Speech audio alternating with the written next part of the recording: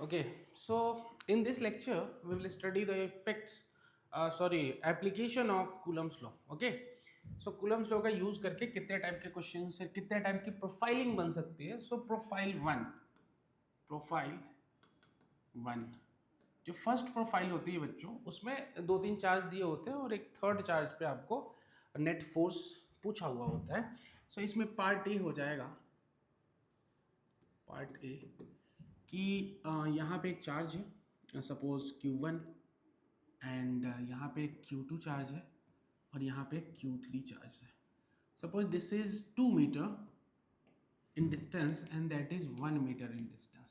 All are positive charge. The value is 2 coulomb, 3 coulomb and 5 coulomb. ये value charges रखे हुए हैं point A B and C पे. Okay, अब look, we need to find the net force on B, A और C. किसी पे भी अगर मुझे नेट फोर्स फाइंड करना है तो suppose we need to find the net force on B. देखो, कोई भी पूछा जा सकता है, किसी भी पॉइंट पे पूछा जा सकता है, बट बी पे देखते हैं. अब सब पॉजिटिव चार्ज है बच्चों, तो ए वाला इधर की तरफ इसको रिपेल करेगा और सी वाला भी इधर की तरफ रिपेल करेगा. अब देखो, all the forces, all the charges are in a single line, so we don't need to use the vector.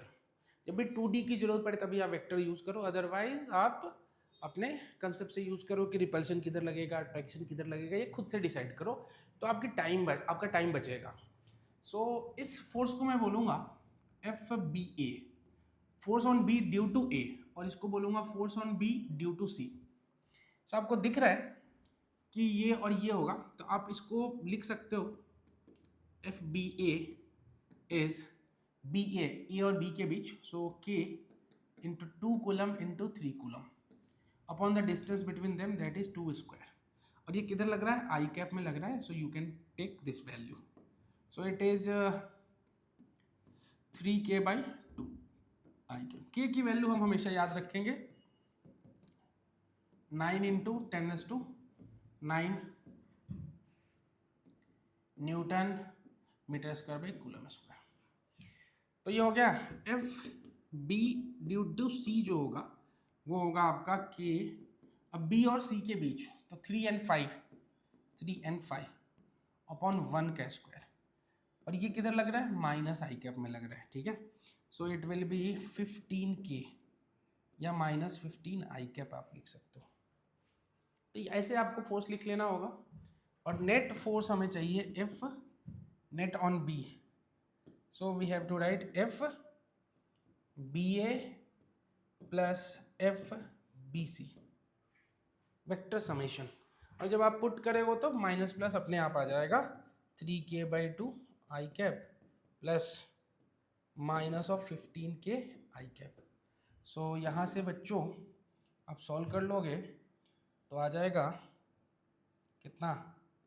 2 LCM लिया, 3 - 30 इक्वल टू -27/2 आई कैप. मतलब ये जो फोर्स है ये इस तरफ लगेगा क्योंकि ये डोमिनेट कर गया, इसकी वैल्यू ज़्यादा हो गई. वैसे ही आप सी पे भी दो फोर्सेस इधर और इधर लगा के नेट कर सकते हो, इधर और इधर लगा के नेट कर सकते हो. इस तरह के सवाल पूछे जाते हैं. ओके, सो ये सब कर लेना आप.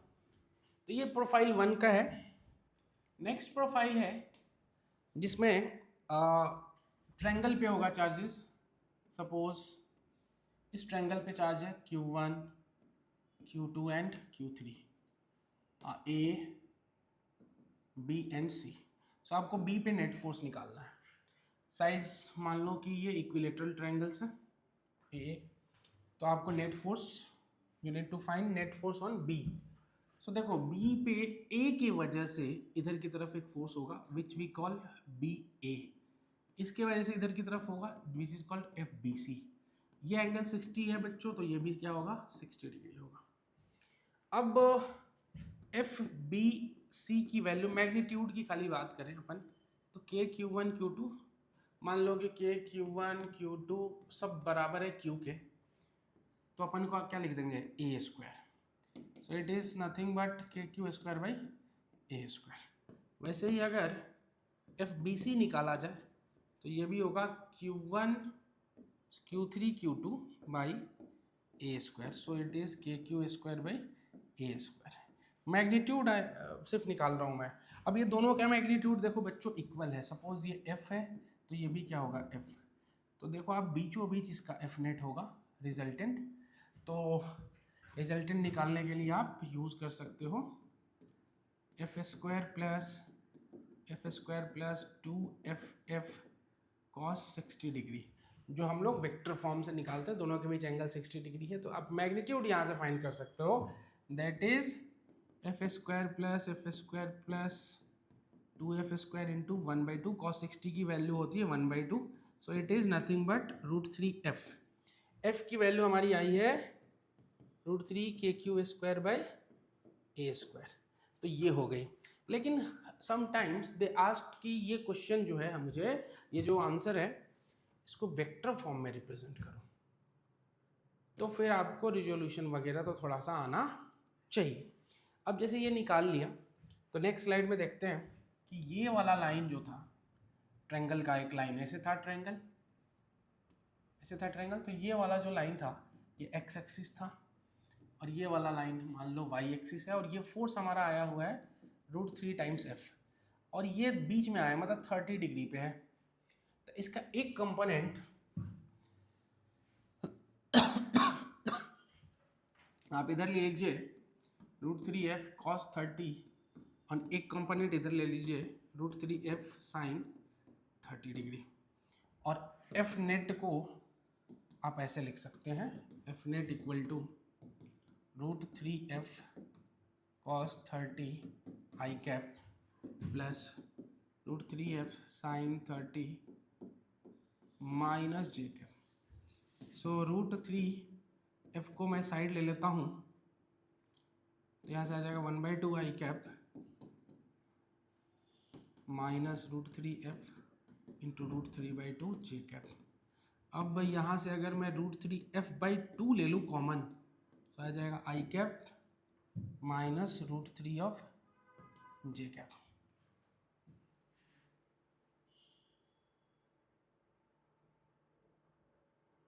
Alright, everything is fine.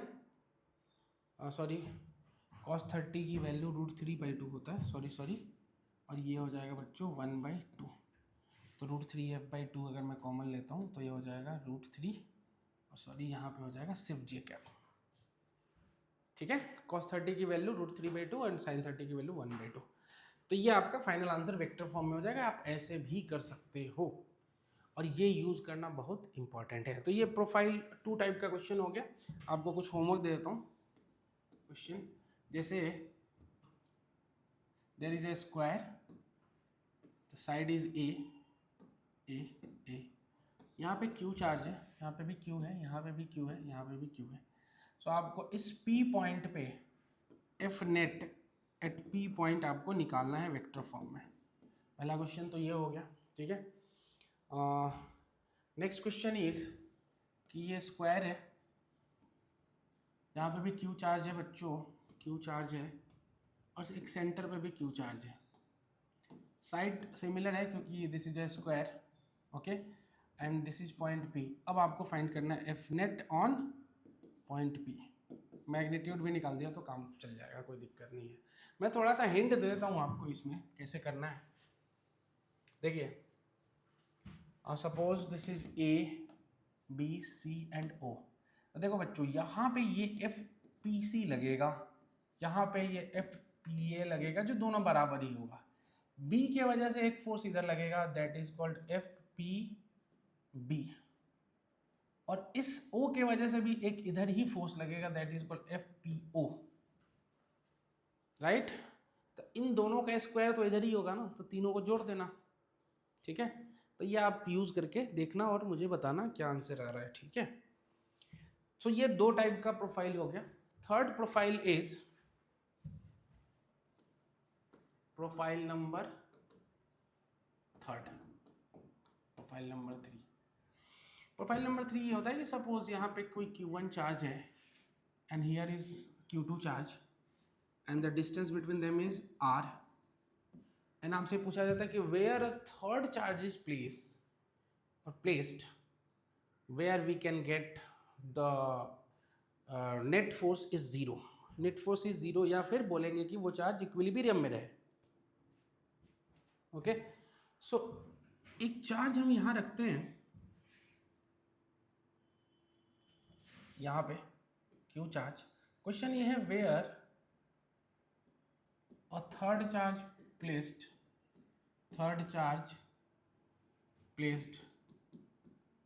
so that force on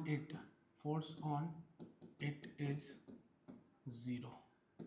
इस पे फोर्स क्या हो जाए, जीरो हो जाए, ये आपको बताना. मतलब यहाँ से ये डिस्टेंस आपको सपोज निकालनी है x, तो ये डिस्टेंस हो जाएगा r माइनस एक्स. ओके बच्चों, सो इस पे इधर की तरफ सपोज F1 फोर्स लग रहा है, इधर की तरफ क्या लग रहा है, F2 force. So if net is zero on Q charge पे अगर फोर्स जीरो है तो अपन कहेंगे मैग्नीट्यूड में F1 F2 के इक्वल होगा. सो F1 Q1 और Q के बीच में है, सो we can say K Q1 into Q by x square should be equal to K Q2 into Q by are minus x का होल स्क्वायर. के क्यू देखो cancel हो जाएगा यहाँ से, और आपका आंसर आ जाएगा यहाँ से बच्चों Q1 by Q2 equal to x by are minus x का whole square. So we can say that is Q1 by Q2 equal to x by r minus x. Under root कर दिया. This is Q1 into r minus Q1 into x equal to under root Q2 into x. Okay, so यहाँ से मैं x को इधर लेके आता हूँ. सो Q2 प्लस क्या हो जाएगा, Q1 equal to Q1 under root into R. यहाँ से बच्चों x की वैल्यू हो जाएगी under root Q1 into R upon under root Q1 plus under root Q2. So this is the value of x from Q1. ये बात ध्यान रखिएगा.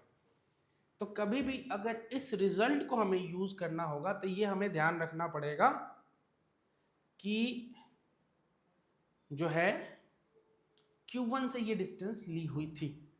बट मेरा पर्सनल ये सजेशन है कि कभी भी इस टाइप का क्वेश्चन आता है तो डायरेक्ट फार्मूला, तो मैंने बता दिया कि मान लो कि MCQ में डायरेक्ट फार्मूला ही रख दे तो आपको आना चाहिए, बट आप ऐसे मत करना. इसका अलग वे है जो मैं आपको बता रहा हूँ तरीका सॉल्व करने का, दैट इज अल्टरनेट मेथड. कि आप चेक करो कि कहाँ पॉजिटिव रखेंगे कहाँ निगेटिव. सपोज इसमें प्रोफाइलिंग इसी प्रोफाइल में चल रहा है. First case, if given charges are positive, मतलब यहाँ पे एक पॉजिटिव चार्ज है जिसका नाम है Q1 और यहाँ पे भी एक पॉजिटिव चार्ज है जिसका नाम है Q2. अब आपको नेक्स्ट एक तीसरा चार्ज रखना है जिसकी वजह से पूरा सिस्टम इक्विलिब्रियम में हो. एक चार्ज के इक्विलिब्रियम का सवाल नहीं है. एक चार्ज के इक्विलिब्रियम का सवाल होगा तो पिछला वाला फॉर्मूला डायरेक्टली यूज कर लो. लेकिन मेरा ये कहना है कि अगर कोई किसी चार्ज में नेट फोर्स जीरो है, इसका मतलब left side forces must be equal to right side forces. So अब यहाँ पे आप अगर थोड़ा वैल्यू देखो और पुट करके, गर्मी हो रही है यार.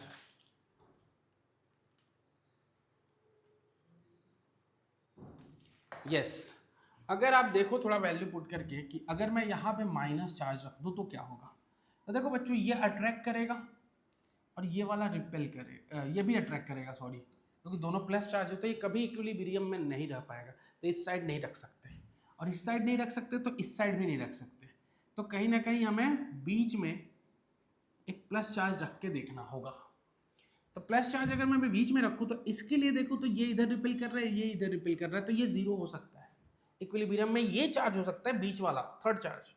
लेकिन इसका क्या, तो इसको तो ये भी रिपेल करेगा वो भी रिपेल करेगा, तो ये स्टेबल तो नहीं हो सकता.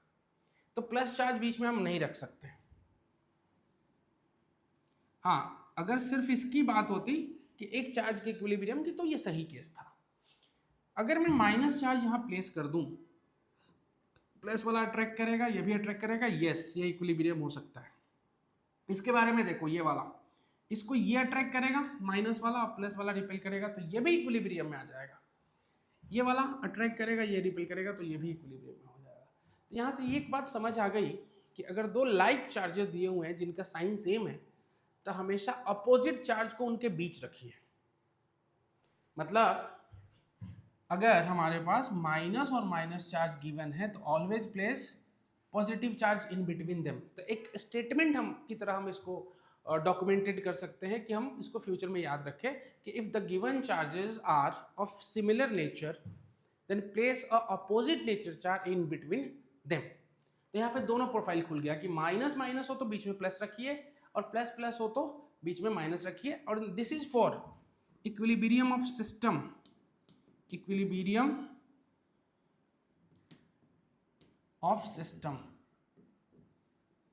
तब ये काम करेंगे। इस पे मैं एक दो न्यूमेरिकल भी कराऊंगा आपको। दूसरा प्रोफाइल आता है कि अगर एक प्लस चार्ज है और दूसरा माइनस चार्ज गिवन है तब क्या करोगे, तब क्या करोगे। तो बच्चों यहाँ पे क्या करेंगे, अगर मैं यहाँ प्लस रखूँ तो ये रिपेल कर रहा है और ये अट्रैक्ट कर रहा है तो ये तो पॉसिबल नहीं है, मतलब बीच में तो हम नहीं रख सकते, ठीक है। अगर मैं यहाँ प्लस रख दूँ तो ये वाला इसको रिपेल करेगा ये अट्रैक्ट करेगा। इसकी बात कर लूँ तो ये भी अट्रैक्ट करेगा ये भी अट्रैक्ट करेगा। इसकी बात कर लूँ तो ये माइनस वाला अट्रैक्ट करेगा प्लस वाला, तो ये हो जाएगा। मतलब जब भी अनलाइक चार्जेस हो एक प्लस और माइनस तो आपको बाहर रखना है तीसरा चार्ज। और किधर बाहर रखना है, जो छोटा वाला मैग्नीट्यूड होगा उससे बाहर, क्योंकि आप छोटे के पास में स्ट्रॉन्ग फोर्स क्रिएट कर सकते हो और बड़ा वाला फोर्स तो ऑलरेडी स्ट्रॉन्ग कर रहा है, तो पास में जाएंगे तो कभी इक्विलिब्रियम नहीं होगा। तो स्टेटमेंट ये होगा कि if unlike charges are there, unlike charges are there then place a third charge outside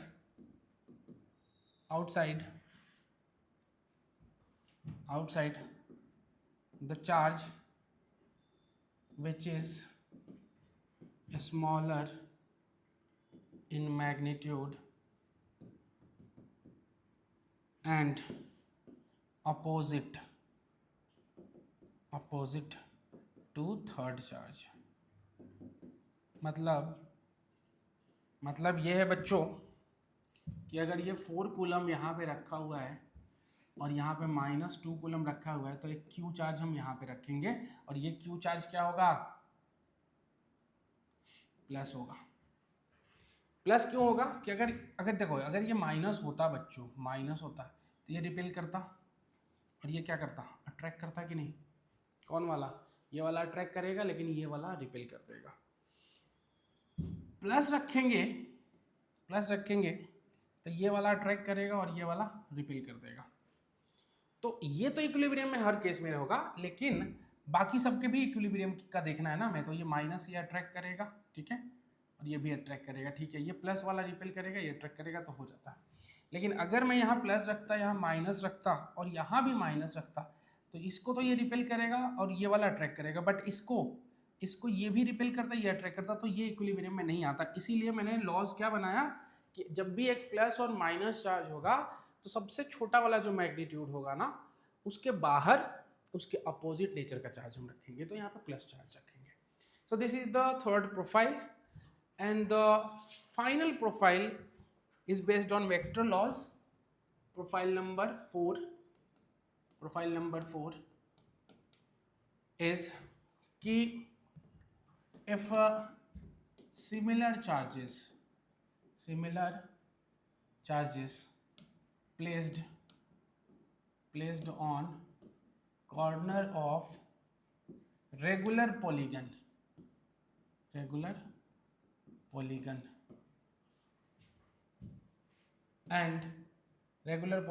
and also at center then net force on central charge is always 0। क्या कहने का मतलब बच्चों कि अगर ये ट्रायंगल है और रेगुलर है, मतलब साइड क्या है, इक्वल है, और सब जगह मैंने सेम चार्ज रखा और सेंटर पे भी सेम चार्ज रखा, तो इस सेंटर पे नेट फोर्स क्या हो जाएगा, वो ज़ीरो हो जाएगा। अगर ये O है तो एफ नॉट क्या हो जाएगा, ज़ीरो। अगर ये स्क्वायर भी होता और ये भी Q होता, Q होता, Q होता और Q होता, और सेंटर पे भी एक Q चार्ज होता, तो यहाँ भी एफ नॉट क्या हो जाता, ज़ीरो हो जाता। रीज़न क्या है वो मैं आपको बताऊंगा। रीज़न कुछ भी नहीं है, polygons law is the reason. इसके लिए अगर मैं देखूं बच्चों, इस पे नेट फोर्स इसके वजह से इधर लगेगा, इसके वजह से इधर लगेगा, इसके वजह से इधर और इसके वजह से इधर, तो सब आपस में कैंसल आउट हो जाएगा। इस पे देखोगे आप तो इसकी वजह से एक इधर, इसकी वजह से एक इधर और इसकी वजह से इधर। तो जब भी आप पॉलीगन्स लॉ बनाओगे तो देखो ये गया, ये गया और ये गया, तो पॉलीगन्स लॉ सब घूम के वेक्टर एक ही जगह आ गया, तो नेट हो जाएगा ज़ीरो। इसमें भी अगर हम देखें एक फोर्स, एक फोर्स, एक फोर्स और ये एक फोर्स, तो पॉलीगन्स लॉ क्या हो रहा है, ज़ीरो, क्योंकि सभी फोर्स के वेक्टर की लेंथ भी क्या होगी, सेम होगी, और सब घूम के एक ही जगह आ गया, इसलिए नेट फोर्स हमारा ज़ीरो हो जाएगा। अगर इसके साथ साथ पेंटागन भी है, मतलब ऐसा भी अगर है हर जगह क्यू क्यू क्यू और क्यू, और यहाँ भी क्यू है, तो एफ नॉट क्या होगा, यहाँ भी ज़ीरो होगा। यहाँ भी अगर हम देखेंगे तो वही होगा, पॉलीगन लॉ, नेट सम ज़ीरो आ रहा होगा। इसके साथ साथ अगर हेक्सागन भी है,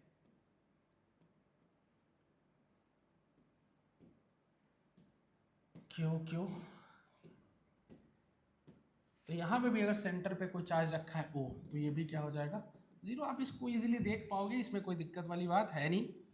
इसके वजह से देखो इधर, इसके वजह से इधर, इसके वजह से इधर, इसके वजह से इधर, इसके वजह से इधर, इसके वजह से इधर। तो जब आप बनाओगे पॉलीगन तो आप कुछ ऐसे बनाओगे, this this this this this and this, इस तरीके से। बट यहाँ पे स्मार्टनेस नहीं है, स्मार्टनेस आपको दिखाना है क्वेश्चन में। क्वेश्चन कैसा पूछते हैं मैं बता देता हूँ आपको। सपोज इस तरीके का क्वेश्चन होगा आपके लिए। यहाँ पे Q है, Q है, एक जगह से Q गायब कर देंगे, वो एक जगह से Q गायब कर देंगे और यहाँ पे पूछेंगे कि find net force on O। अब आप सोचोगे कि सर 5 फोर्स को हम जब वेक्टर सम करेंगे तो जो आएगा वही होना चाहिए, सही भी है। लेकिन यहाँ पे थोड़ा सा अगर हम ट्रिक यूज़ करें बच्चों, क्योंकि 6th चार्ज दिया हुआ नहीं है, थोड़ा सा ट्रिक ये यूज़ करें। सपोज इसकी लेंथ वगैरह ए है, हर सबकी लेंथ बराबर होती है, आपको पता है कि इक्विलेटरल ट्रायंगल बनता है। तो अपने मन से अगर यहाँ पे एक प्लस क्यू कर दूँ मैं, तो मुझे माइनस क्यू भी करना पड़ेगा, क्योंकि इस पे कोई चार्ज था नहीं पहले से। अब बच्चों ये 6 चार्जेस के वजह से तो फोर्स जीरो होगा, ये मैंने अभी भी बताया। तो बचा कितना, सिर्फ माइनस क्यू बचा। तो सिर्फ आप यहाँ माइनस क्यू रख दीजिए और यहाँ पे क्यू रख दीजिए, और इसके बीच सेपरेशन क्या है, ए है, तो ये इस पे इधर की तरफ फोर्स लगाएगा। So F naught will be in upward direction, that is K Q square by A square. This will be the net force on this charge. ऐसा भी हो सकता था कि 2 चार्ज गायब कर देता, तो 2 फोर्स आ जाते, एक इधर, और दोनों के बीच का जो एंगल है उससे आप निकाल सकते थे, कोई दिक्कत वाली बात नहीं थी। So net force will be in upward direction, J cap हम लगा सकते हैं, कोई दिक्कत वाली बात नहीं है। 3 भी हटा सकते हैं, 4 भी हटा सकते हैं, तो फिर 4 जब हटा ही देंगे तो सिर्फ 2 ही चार्ज लो ना भाई, पॉलीगन यूज ही मत करो, ठीक है। तो दिस टाइप का क्वेश्चन हम कर सकते हैं इससे स्मार्टेस्ट वे में। अब कूलम्स में बच्चों SHM को के साथ में इंटीग्रेट करके क्वेश्चन किया जाता है, कराया जाता है, जो हम लोग नेक्स्ट वीडियो में देखेंगे। इसके लिए आप SHM का ओमेगा वाला जो फॉर्मूला लगता है, F equal to minus KX, के जगह हम रखते हैं M ओमेगा स्क्वायर, उसको एक बार देख लीजिए, सो दैट कि मैं omega and omega equal to 2π/T and frequency के साथ उसको रिलेट कर सकूं और चार्जेस का SHM करवाया जा सके।